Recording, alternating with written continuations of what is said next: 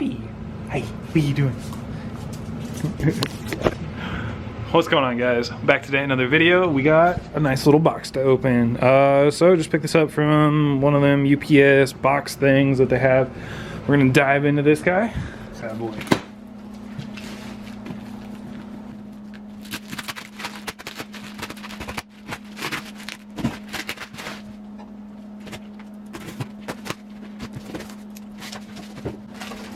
Got some gaskets. Should probably be able to tell what it is by now. Yeah, brand new, 2060 eBay Chinese. We're gonna call this thing special. Wait, the Chinese thing or some other. One-lay turbocharger. This is our old turbocharger. This is a OEM S13 S14 2554 from Garrett. This is a journal bearing turbo. It's really small and one of the smallest, like I think T2 size turbos that you can buy. It's really only good for about maybe 11, 12 horse or 12 PSI, which will net you really low to hundreds in the power figures. Slightly small upgrade to a 2860. So this is a T28 turbo, so it has a bit bigger of a compressor side and a bit bigger of an inducer size, or whatever you want to call that. So this whole turbo is just a little bit bigger. And this should be capable of about 300-ish horsepower because it's a journal bearing inside of it. So this is not the fastest spinning turbo in the world. This is old technology. It is water cooled, it's oil cooled, it's got the whole 9 yards. It's got a nice big old inlet on it. Look at that bad boy. So we're gonna throw this guy on and kind of mock it up, see how it looks, make sure the holes line up, make sure that we can get hardware and studs through our exhaust flange. And then we'll have to clock this thing and start getting it all prepared to hook it up. Okay, so here's a more apples to apples comparison if you just looked at them directly. You can see that the new eBay Chinese boy is quite a bit larger than our older 2554. Ball. Doggo somewhere underneath there. Hi, doggo. You can see her. See her little nose. Alright, so let's get this thing on there and just make sure our hardware fits it and we can, yeah, stuff. Okay, so I just had to go to the store and get some hardware for these. They sent, for whatever reason, the manifold came with like bolts and they're threaded for studs. However, like there's no way to get this bolt into here. Like that doesn't make a lick of sense. Like why you would send me a bolt that isn't very good grade to put on turbo. You might as well just not have sent bolts. Just don't send bolts if they don't work for this, because this is dumb. Anyway, so the one thing I did realize, this is one more stud and a bunch of washers on it. I did realize that we need to make the holes on our turbo just slight bit bigger for this to work out. They don't quite fit through, so.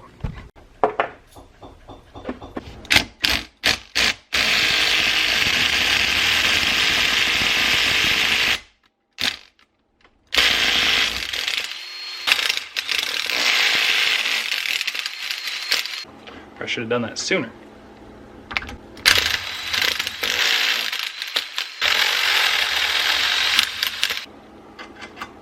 Bingo bango. Next up we have our big old roll of fiberglass heat wrap. We're gonna go ahead and start wrapping our manifold with. Before you start using it, you must wear gloves with this stuff because it will make you itch like no tomorrow and it's not very fun. Then your hands turn red and everybody wonders like if you got something. But anyway, with this, we're just gonna take it and then we're gonna throw it. We're gonna take this guy, take the nail out of it. I don't need that. Take the wooden or the dowel out, and we're just gonna go ahead and unfurl it a little bit and let the water soak it in for a second. We're gonna let that soak for, I don't know, 15 minutes or so, let all the bubbles come out of it, let it get nice and wet. Should make it a little bit easier to work with. So I think my game plan going into this, which I don't know if this is the best approach or not, I think I'm gonna start trying to wrap these two inner runners the first setup because they look like the most complex to get to, judging by the path that they take, because they kind of shloop right here. This one doesn't look so bad. This one doesn't look very fun though, to try to get up into the joiner intersection. So we're gonna start with this one. All right, so Went ahead and finished doing this all up off camera because this took way longer than I wanted to admit. I think it looks pretty good. There is one spot that's uncovered, but you can't see it. It's hiding underneath all this. So I think for my first time doing any sort of like header, individual runner type thing, I think it came out pretty good. Pretty satisfied with it. Next up, we need to work on clocking our turbo right here. Now what I mean by clocking the turbo is that there's 3 different parts of the turbo. You have the exhaust side, the intake side, and what's called the CHRA in the center here. Now it has a bunch of little ports on it. It's got 4 of them in total. Some only have 2. This one has 4. So what that means is it's got 2 oil ports and 2 water ports. So essentially an in and an out for both. The only thing that you really need to make sure you concern yourself with is the oil ports. The inlet needs to be at the very, very top, which this is our inlet. And so what you basically need to do is, in order to spin the CHRA, you can loosen up all of these, which will allow this side of the housing to spin. And then I think on this one, there's a snap ring. You can kind of see it. There's a snap ring right inside here. I don't know if you can see it very well. And anyway, you pull that out, and then both of these housings should spin freely of the CHRA. Our goal is to get the oil drain at the very bottom and as close to straight down as possible, and the oil feed straight at the top as much as possible. So we're going to start clocking that, and then basically it doesn't matter which way this goes or this goes. The only part that actually really matters is, like I said, the oil feed and drain, because they use gravity to work properly.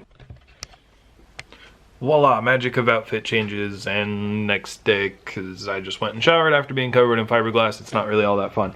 So I think I showed this all to you.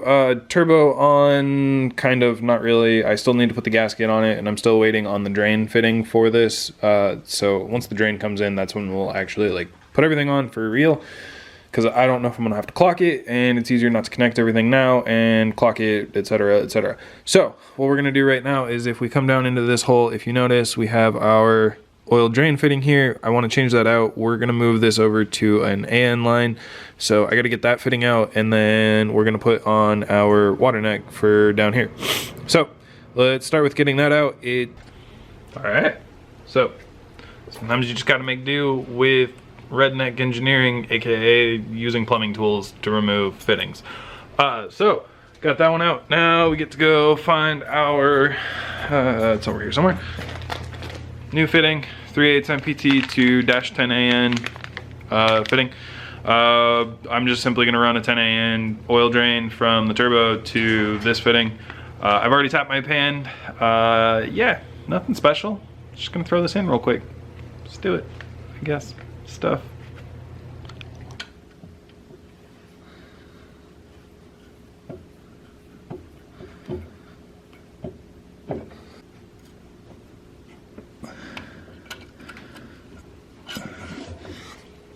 Okay, so now that our oil drain is done, we can move on to the next part, which this is our replacement lower water neck for our motor. So beforehand, the old lower water neck used to also feed the heater core, and I was going to try to tap that port out to use like a 3/4 inch fitting. And anyway, we broke the housing on it, and so I found this in my searches for a new one. This is an all billet aluminum one from Holley Performance. I paid for this product. It's pretty nice looking. This could probably be polished up a little bit and made shiny if I wanted to, which I might do real quick. Came with this guy as an option, -16 AN O-ring to 1¼ inch hose adapter. So we got that. It came with a water pump inlet, which, funny enough, this is the same one that you use for the top water neck, so makes sense. So that's nice to know for future reference. And it came with the hardware sticker and this koozie thing. So I don't really use these, but cool. It also came with a -6 AN bung on the back of it. I am gonna have to get a Y for this piece, so I can actually have 2 things come into this, because I do have to also return my swirl pot down low.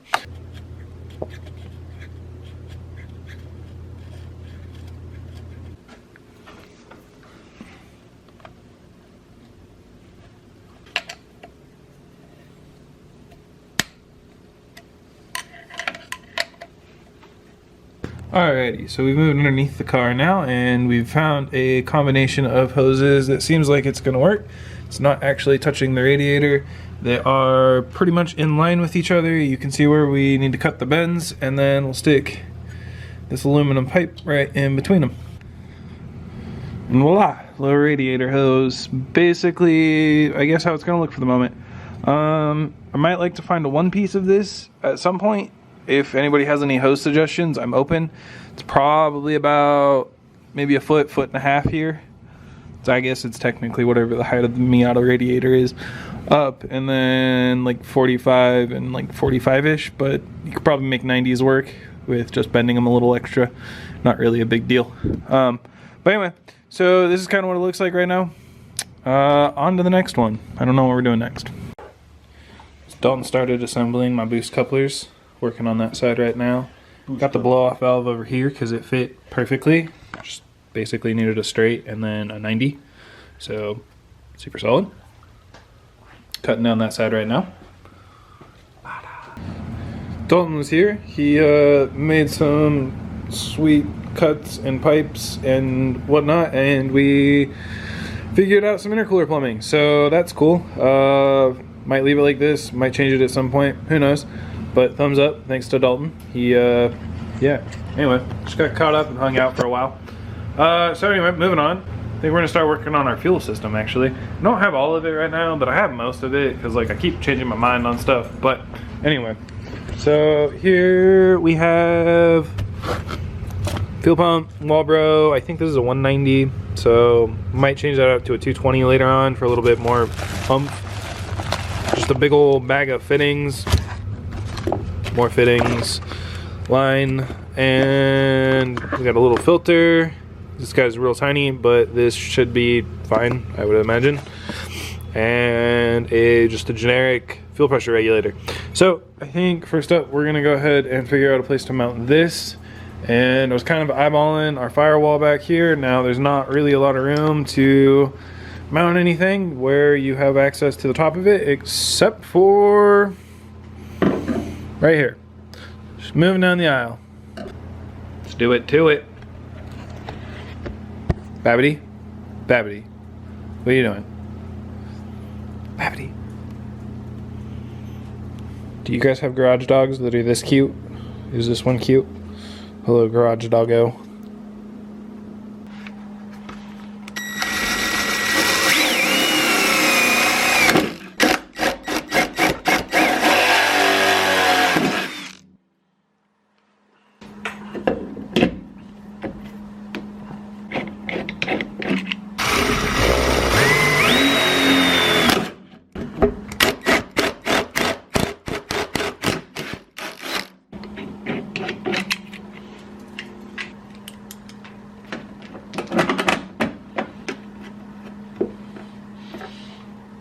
Fuel pressure regulator is mounted in the chassis. Looks pretty good in my opinion. It looks like there's plenty enough room to access fittings on the sides for our inlet.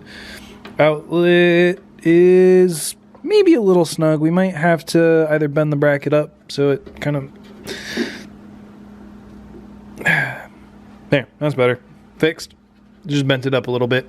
And plenty of room to access all three of these ports. And it looks like it'll be away from heat pretty well, so that's a bonus. Next up, we're gonna find a spot to mount the fuel filter. So.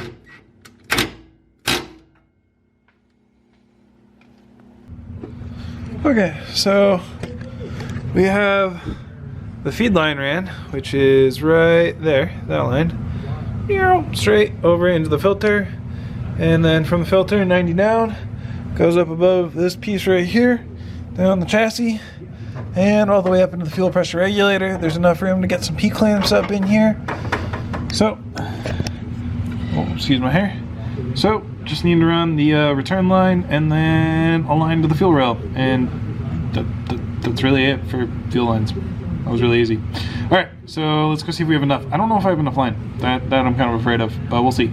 This line ends up coming out almost perfectly to the back here with our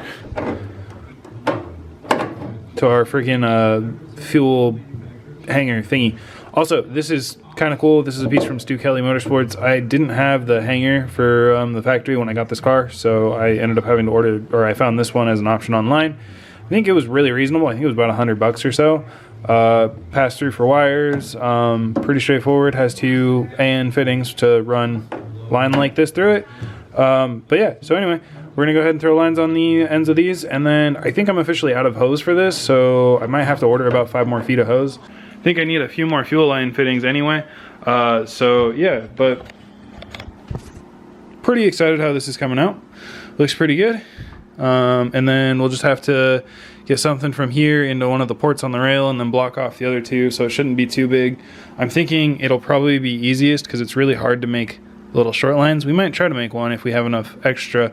Otherwise, we'll just come up to the front port up here. But anyway, gonna go make this last hose. Let's get to it. All right, so I'm pretty hyped with today's progress. I can't quite finish up the fuel pressure regulator and the fuel system.